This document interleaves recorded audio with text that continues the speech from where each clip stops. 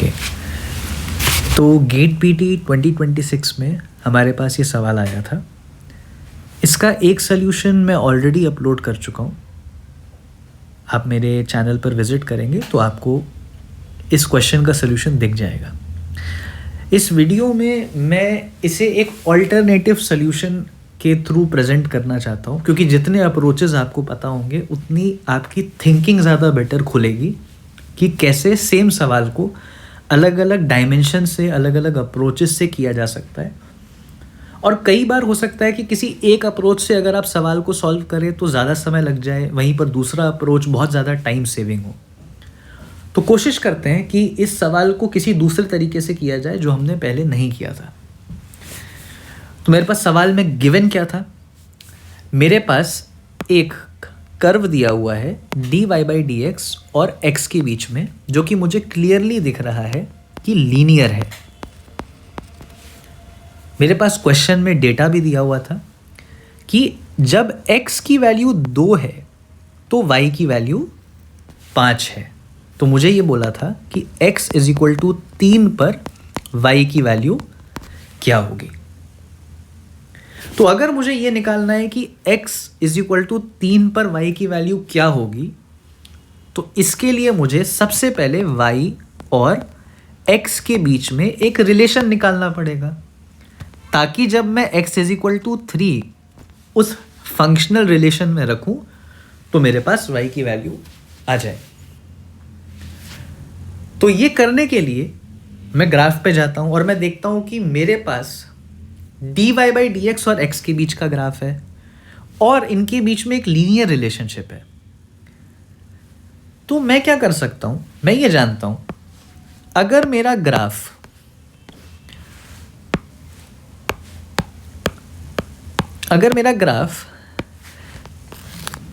y और x के बीच में होता और ऐसा एक लीनियर ग्राफ मेरा बनता, तो मैं जानता हूं कि इस कर्व का इक्वेशन होता y is equal to m x plus c, क्योंकि y और x के बीच में एक लीनियर रिलेशनशिप है। तो y में एक 1 डिग्री की इक्वेशन बन जाती जो कि x पे डिपेंड करती है। अब सवाल ये उठता है, ये लाइन जो हमने ड्रॉ करी यहां पर, ये y एक्सिस को इस पॉइंट पर कट कर रही है, और ये जो पॉइंट होता है ना, क्योंकि ये पॉइंट y एक्सिस पर लाई कर रहा है तो इसका x कोऑर्डिनेट 0 होगा। आपको ये पता होगा कि कोई भी पॉइंट जो y एक्सिस पर है उसका x कोऑर्डिनेट 0 होता है, और इसका y कोऑर्डिनेट क्या होगा? तो इसका y कोऑर्डिनेट हो जाएगा c। तो y is equal to m x plus c में जो यहाँ ये c होता है ना, this is nothing but y intercept. y intercept का मतलब क्या होता है? y इंटरसेप्ट का मतलब होता है कि लाइन y एक्सिस को जिस पॉइंट पर कट कर रही है उस पॉइंट का y कोऑर्डिनेट। तो इसको मैं डिफाइन कर सकता हूं, y intercept is nothing but y coordinate of point of intersection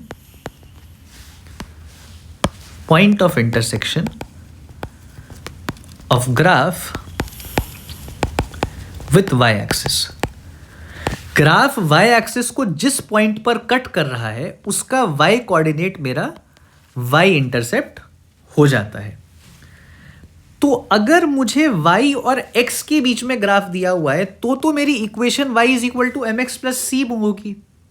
लेकिन यहां पर हमें क्वेश्चन में ग्राफ दिया हुआ है dy बाई डी एक्स और x के बीच में, मेरे पास ये फंक्शन गिवन है। तो अगर ऐसा है तो dy by d x x पे लीनियरली डिपेंड करेगा, यानी dy बाई डी एक्स जो है उसे मैं ax प्लस बी फॉर्मेट में लिख सकता हूं।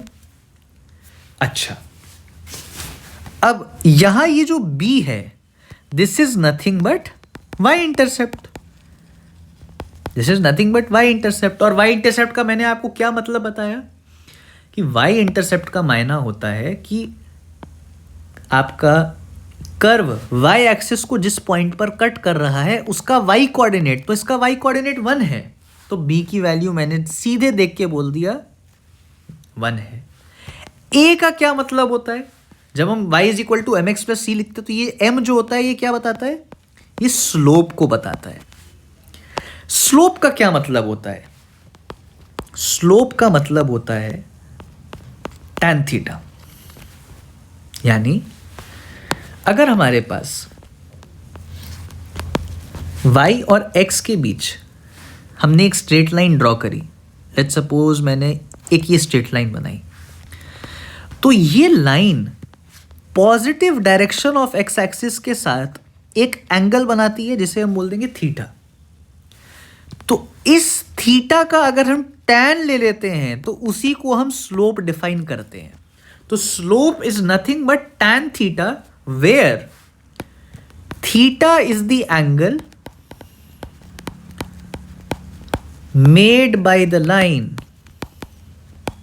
or any curve, कोई भी कर्व हो, with the positive direction of x axis।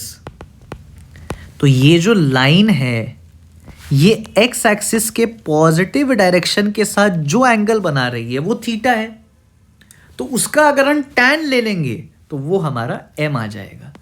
तो इस केस में ये जो है इसको हम कैसे डिफाइन करेंगे, this is nothing but slope, ये m का एनालॉगस है यहाँ पे a जो है, तो इसका मतलब a की वैल्यू हो जाएगी tan थीटा, और थीटा अगेन क्या होगा, ये curve positive direction of x axis के साथ, मतलब ये लाइन जो है, क्योंकि ये x एक्सिस के पैरेलल वाली लाइन है, तो इसका थीटा का अगर हम tan ले लें तो हमारे पास tan थीटा यानी a की वैल्यू आ जाएगी, a is nothing but tan theta.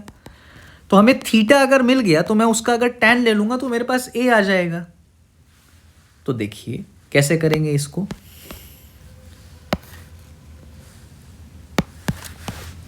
देखिए ये हमारे पास सवाल है बिना किसी हौच पौच के।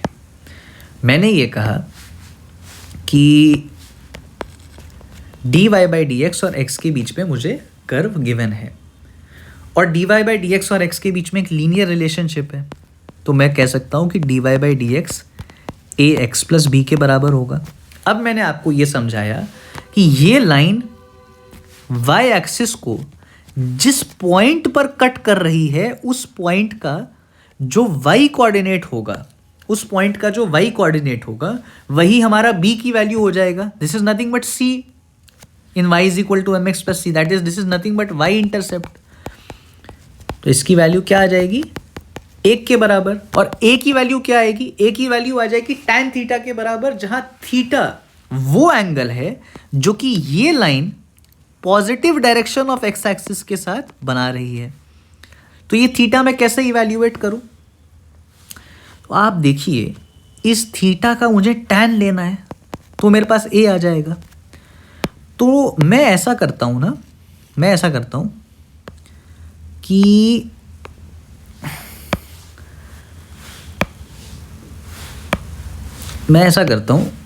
मैं यहां से एक स्ट्रेट लाइन खींचता हूं और इधर से एक स्ट्रेट लाइन ड्रॉप कर देता हूं, ये मेरा ट्राइंगल बन गया। अब इस ट्राइंगल के अंदर अगर मैं tan थीटा लगाऊंगा तो tan थीटा क्या होता है, परपेंडिकुलर बाई बेस। तो परपेंडिकुलर मतलब ये कितना दूरी हो गया, ये हो गया 2 यूनिट्स, 1 से लेकर के 3, और बेस कितना हो गया, ये दूरी, तो ये दूरी कितनी हो गई, ये भी 2 हो गई। तो tan थीटा आपके पास आ गया 1 के बराबर, यानी थीटा आपके पास 45 डिग्री है, और tan थीटा अगर 1 है तो यानी a भी आपके पास 1 आ गई। तो मैंने ग्राफ से डायरेक्टली देख करके dy by d x is equal to 1 into x plus 1 यानी x प्लस 1 पता कर लिया। कैसे, ये 1 मुझे पता लगा क्या देख करके, स्लोप देख करके, और स्लोप कैसे देखा मैंने tan थीटा निकाल दिया। और ये 1 मुझे कैसे देख के पता लगा, y इंटरसेप्ट देख करके।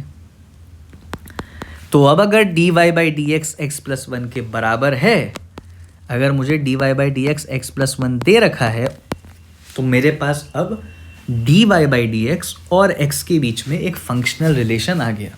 तो अगर मुझे y as a function of x चाहिए तो मैं कैसे निकालूंगा? dy is equal to x plus one d x और मैं इंटीग्रेट कर दूंगा तो ये आ जाएगा y is equal to x square by two plus x plus c. अब मुझे क्वेश्चन में क्या गिवन है कि जब x 2 है तो y 5 है। जब x 2 है तो y 5 है। तो y अगर 5 है कब? जब x 2 है तो 2 स्क्वायर बाई 2 प्लस 2 प्लस सी। तो यह आ जाएगा 5 इज इक्वल टू 4 प्लस सी, यानी c की वैल्यू 1 आ गई। तो अब हमारे पास ये आ गया। तो y आ गया आपका x square by two plus x plus one. और आपको फाइंड आउट क्या करना था? आपको फाइंड आउट करना था कि जब x 3 हो तो y कितना होगा।